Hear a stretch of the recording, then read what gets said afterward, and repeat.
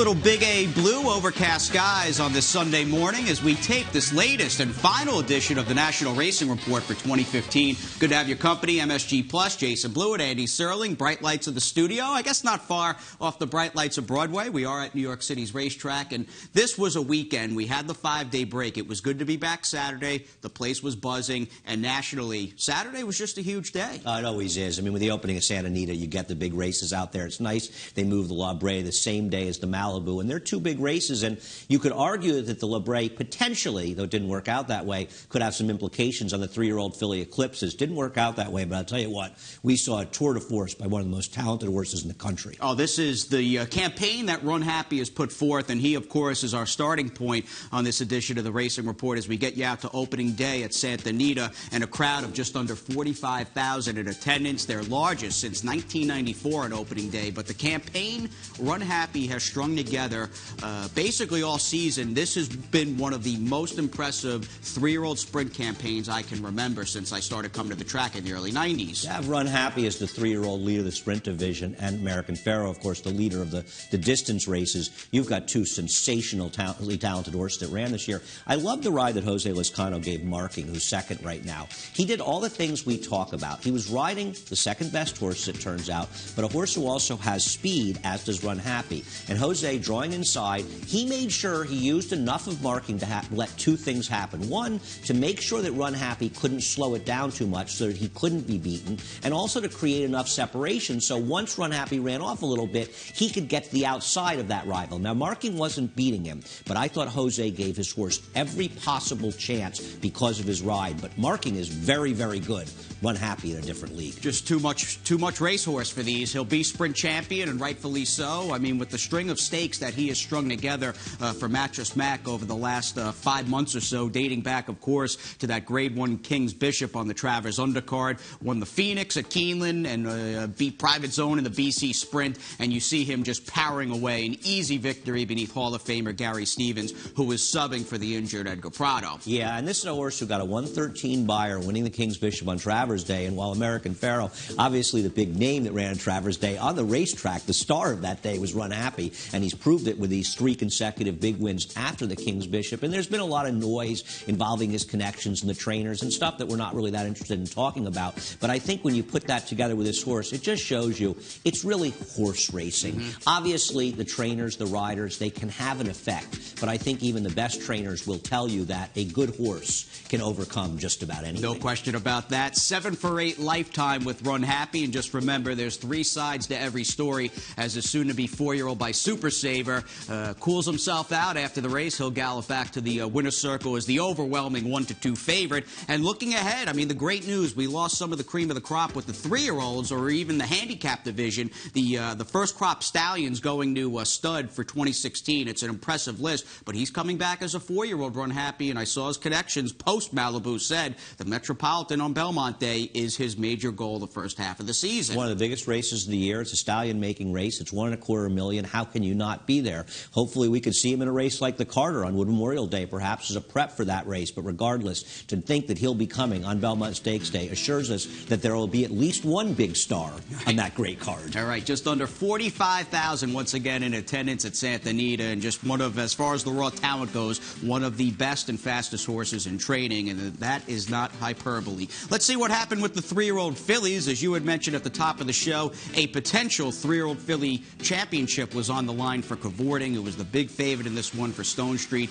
and Kieran McLaughlin. We'll talk about a few things in this 7/8 race, but the one thing that struck me watching this race was she just had no run whatsoever. It seemed like Erod Ortiz had no horse at any point of the race. No, I agree. Now, Cavorting is a bit of a closer, and she was somewhat compromised by the fact that Hot City Girl, who was the worst she had to beat, it was probably an overlaid 7-2 in here, and you see that one in those familiar silks of Sheila Rosenblum going to the front. And, you know, Cavorting's a little compromised by that, but boy, I thought Irad did everything perfectly. He got good inside position. He kept her close enough. She was running well. She came through on the inside. You'll see when they hit the top of the stretch, like she's probably going to win the race and has no run. But I'll tell you, Linda Rice and Hot City Girl, she took a tough beat, but they've done a great job together. An amazing job, and although she didn't get the Grade 1 victory, she's got more than one graded stakes black-type race on her resume, and overall is 5 for 12 with 3 seconds, and she does get the Grade 1 black type. And the mare, I just keep going back to the mare, Noble Fire, who's thrown this horse, Hot City Girl. Her older sister, La Verdad, is a millionaire, one of the best New York breds in training, and just a good horse. Destiny, also a very good horse. Keep your eye on the horse in red on the far, far outside. That's a horse, Burn the Wire, who moved from dead last. Now, the pace was honest for a Grade 1, but nothing exceptionally fast, all things considered. And you see Burn the Wire is all the way back in last, and she has every right to make a run, but come up short because of the way the race developed. But she outruns everybody on the far outside. And I'll tell you what, Dale Roman's not afraid to ship, and he gets a very big win here. He's a guy, strikes me like Nick Zito, just doesn't really care about his percentage, wants to take a shot in the big races, and for Dale, it seems more often than not, it works out at a big price. You need only look back to the Midsummer Derby with his upset of American Pharaoh with Keen Ice, and here you go, a big priced upset just shy of 20 to 1 with Mike Smith, or 10 to 1, excuse me. And how about Stevens and Smith starting off this show with back-to-back Grade 1 victories? I was thinking last night and talking to one of my friends, when I first got into the game, both of these guys were basically in the prime of their careers, and they're still getting it done 20-plus years later. Personally, I think Mike Smith is a better rider now than he was 20 years ago when he was supposedly one of the top riders in the country. And I'm not saying he wasn't one of the top riders in the country,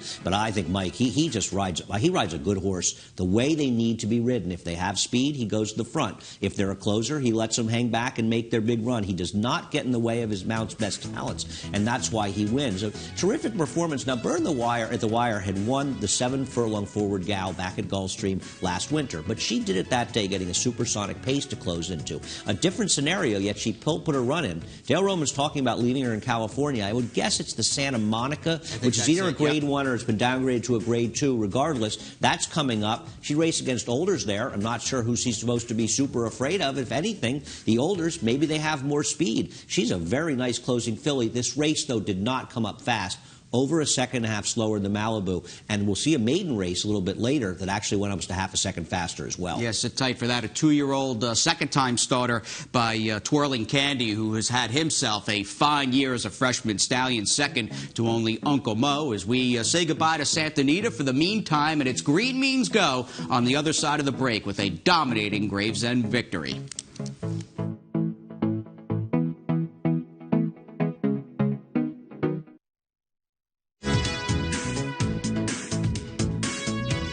We are back on this 2015 finale of the National Racing Report here at the Big A. Glad you're with us on MSG Plus for the second segment. It's Andy and Jason, and let's get you back to the action. We don't want to forget about the Gravesend. In fact, it plays itself near the top of the list of races we're bringing you on this week's edition, and rightfully so. And this was the second stakes victory at the Big A for Green Grotto, yellow cap, green blinkers, and just pulverized this field. He absolutely destroyed this field. And Jake and Elwood, the horse inside of him, it's a horse who has serious speed. It's not as though he's outrunning a bunch of slow nags. Yeah. He's outrunning good horses and horses with speed.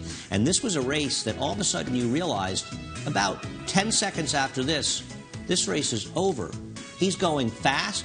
He's going easily, and as Richie likes to say, it's not how fast they're going, it's how they're going fast.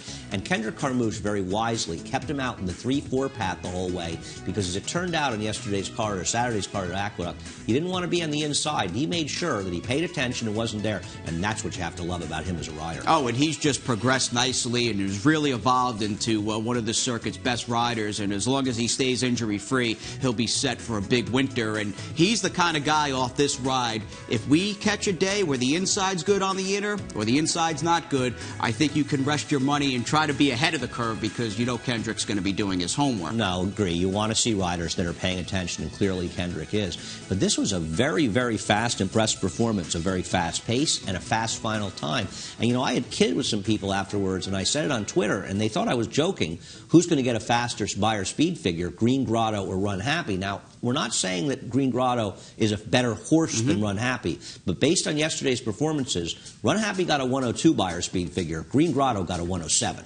Big 107 for a horse who just seems to thrive. It's almost a throwback. He thrives on racing. The plan was, after he upset the Fall Highway at about 25-1 here on Thanksgiving Day, to give him a little time. But the trainer, Gaston Grant, who just gave the high five to Kendra Carmouche, said the horse was doing so well, we just had to bring him back over here. And there's no reason to think, and it was complete bedlam. It was really a sight to see with the winner's circle, the picture, and the railbirds. A lot of Jamaicans love the game. They're out here every single day. We have a lot of hardcore racing fans from the Caribbean, and this is kind of like their hometown horse. It was just, this was one of the best actually races of the entire year. It was really cool. No, I agree. It is pretty cool, and he is a cool horse. Green Grotto shows up day after day after day, and he hadn't been really winning, but he'd been running very well. He was second in our Carter back in April. He shows up all the time. Got a little lucky to win the Fall Highway, but when horses like him show up, they deserve to get a little lucky. Not lucky in this race, Jason. And this the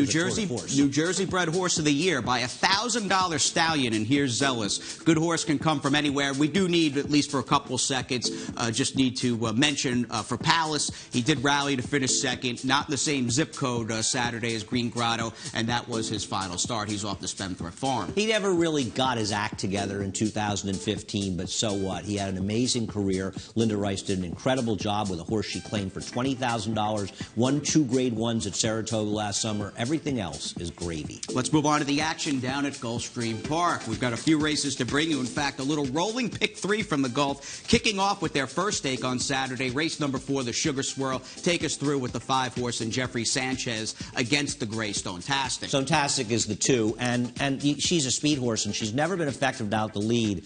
And I'm not exactly sure what Paco Lopez was thinking, because I don't know why he abruptly steadied. Was Sanchez coming over on her? I didn't see the head-on. Oh, yeah, he came over. I watched the head-on, for sure. Then the steward should really probably deal with Jeffrey Sanchez if he's going to do that. It's one thing to be aggressive, but you got to stay in your path. And if he's coming over and putting Lopez in that kind of spot, that's very, very dangerous. And it doesn't matter, by the way, if Stonetastic, Jason, is 1-5 or 150-1. Oh, yeah. You have to give her her best chance. No question. I mean, that is a dangerous situation. Those horses are going fast. They're fresh in the race. And he, watching the head-on, just completely cut her off, and Paco steadied and then was pretty aggressive to get Stonetastic back in the race. Well, I thought she ran very, very well, considering you have to forget that she's 1-5. Yeah. Because, first of all, a little overbet for a horse who's very good when she gets everything her own way. She didn't get everything her own way, and she still, with the trouble, got an okay trip. She can't pass horses, but in all fairness to her, she didn't get a fair chance. But there was John Velasquez in the perfect position to take advantage of the trouble, Jason. He's a guy, I mean, a great iconic Hall of Fame rider that also can capitalize on other guys' mistakes and misfortune in the race. And he was right there to kind of like a cat grabbing a mouse, right there to get that first over trip behind a horse who was a big price, the number 5 Dogwood Trail, and Best Behavior, who likes Gulfstream. She's now 6 for 16 over the main for Marty Wilson down there. Kicks clear and is able to hold safe over Stonetastic. Yeah, she gets it done, and Johnny took advantage of the situation. You know, it's not, we're not saying, we don't know what would have happened if Stonetastic had gotten a fair trip, but the race shouldn't be decided by a rider doing something that's a little bit on the edge. They should ride, you can ride aggressively, and, you know, you want to ride other racehorses, but you have to do it like Angel Cordero did it. You have to do it legally, and it's not clear that was the situation here. 5-year-old mare by Into Mischief claimed, actually, the current connections. Miller Racing picked her up for $62,500 off Frank Calabrese. And this is an Ontario bred by Into Mischief, who actually began her career running in a $7,500 maiden claimer up at Fort Erie. How do you like that? Well, it's tough because I claimed her that day, but they, you know, I just wasn't licensed up in Canada, right. So it was voided. It's a shame because I definitely would own this horse. And you could probably leave the studio, walk out here during the racing card, and 4 other people put in a claim for her that day when she was in for $7,500 and lost the shake. Let's move on to the William McKnight. We've got a couple of turfers to bring you and a couple of the game's leading trainers in Todd Pletcher and Chad Brown. First up in the William McKnight at 12 furlongs is the Pletcher-trained Charming Kitten, who's not flashy, but this horse, man, he will fight and leave it all on the track. No, he really ran well here. He was right on top of the speed horse in this race. Word Dancer is just not that good anymore. And I tell you, Kagan put in his run. It looked like he was going, we watched it live, right on by. Yep. Charming Kitten was game to hold him off. The big horse, who was a fair third here, was overbet at 7-5. His form has probably dissipated a little bit since he got good this summer, but he didn't get the best of trips. He was wide all the way around. I think Javier's got victimized by his outside post. Yeah, tough outside post number 11 prior to scratches, to be precise, as we have a Charming Kitten digging in, and he, of course, is by Kitten's Joy and a homebred for the Ramseys. And Kagan's won me over. He may not be a Wise Dan type of horse, but he will give you an honest effort basically from a mile out to 12 furlongs. There really is no optimum distance for him. He just shows up and runs no matter what the circumstances are. I'm going to say 6 to 12 furlongs. This is a horse that can be effective sprinting, actually, as well. So it's not clear that he can't go shorter races. I believe he's got some decent races. He does 6.5, 7, and there's probably races going 3/4 up at Woodbine earlier in his career. He's a pretty cool horse. It's nice to see the Ramseys win. I don't know if they'd had a win in a couple hours, so it's good to see them in the winner's circle. They've got a lot of horses, and they certainly run well. Ken likes to bet. He likes to support the game. A colorful character. He's with us every single summer up at the spa. But just wrapping up the McKnight, this also strikes me as the kind of race that if you ran it 10 times, you might have 8 or 9 different winners. Is that fair? No, I don't know 8 or 9. I think Charming Kitten, Kagan. I mean, I don't know that Kagan could have got a more perfect trip in here. What about War Dancer? War Dancer just is not any good anymore. Ever since Bill Mott got him, he ran very well in his first start. He seems like he's run worse and worse in his races. In the Bowling Green, the perfect trip, he just wasn't quite good enough. Charming Kitten, Todd Fletcher down in Florida is pretty good. Another guy who's pretty good down in Florida and just about everywhere else is Chad Brown. Chad Brown, who has over $20 million in purses. In fact, 20.2. Pletcher, by the way, who won a second with Charming Kitten on Saturday, has got over $26 million. And as we tape this show, we'll wrap things up. Pletcher is 15 for 44, 34% down at Gulfstream Park. Oh, my God. He was 45%. Holy smokes. But anyway, Chad Brown, 202 victories on the year.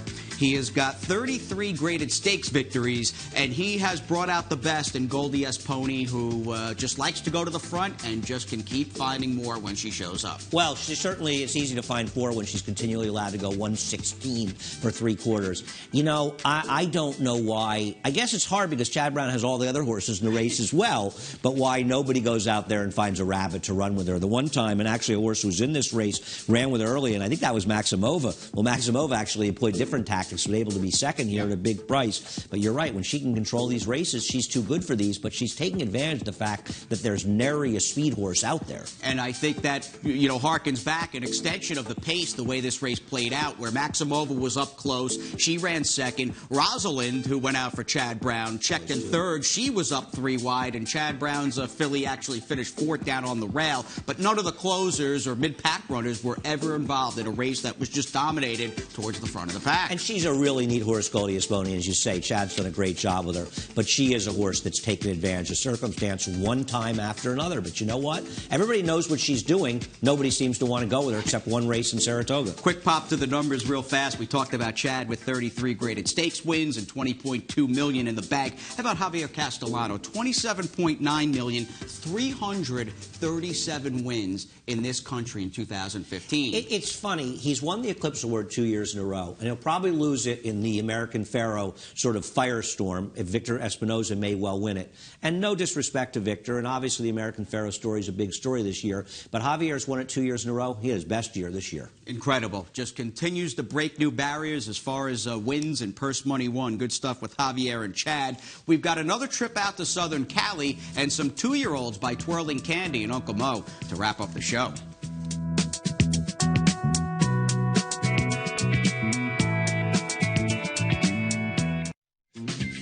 All right, Sunday is pretty far away from this show airing Monday, Tuesday, and maybe even Wednesday morning for the finale edition of the Racing Report. But mark your calendar, throw it in your phone. We got that 10% Sunday Fun Day Pick 3 winners bonus. Watch and wager at NYRA.com. Very intuitive. The technology just blows me away. I mean, we've all been betting online, or at least most of us, maybe for over 10 years with NYRA. I feel like 05, 06 is when we got online. I don't know if you were born when I started betting. Well, not online. Online. The internet. You were online long before me. I'm sure I was. And you also had hair then, right? A little bit. A little bit. You look good, though. Very handsome. But anyway, the technology, it really is amazing. No, I agree. And you can use it on your smartphone, as we do quite often, sometimes in the studio while we're doing the show, on the NYRA.com mobile site, but also doing it online. If this bonus, and when we use it as well, gets you to use our mobile site or gets you to use the NYRA site right on the webpage, then we're doing you a favor because A, you can win more money,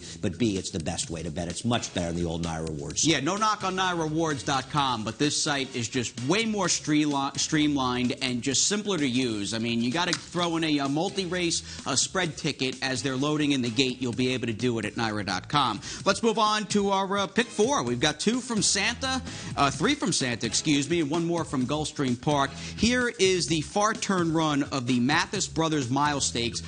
Wins this one in the green cap outside beneath Gary Stevens. This horse is actually pretty good for Dan Hendricks. And Ohm, actually, unlike the last race, and that race was the 1 1/8 Hollywood Derby, he relaxed a little bit more off the lead, and he was able to control the race. And he's also a famous horse for winning the first race that American Pharoah was ever in, when American Pharoah, I think, finished 6th or 7th that day.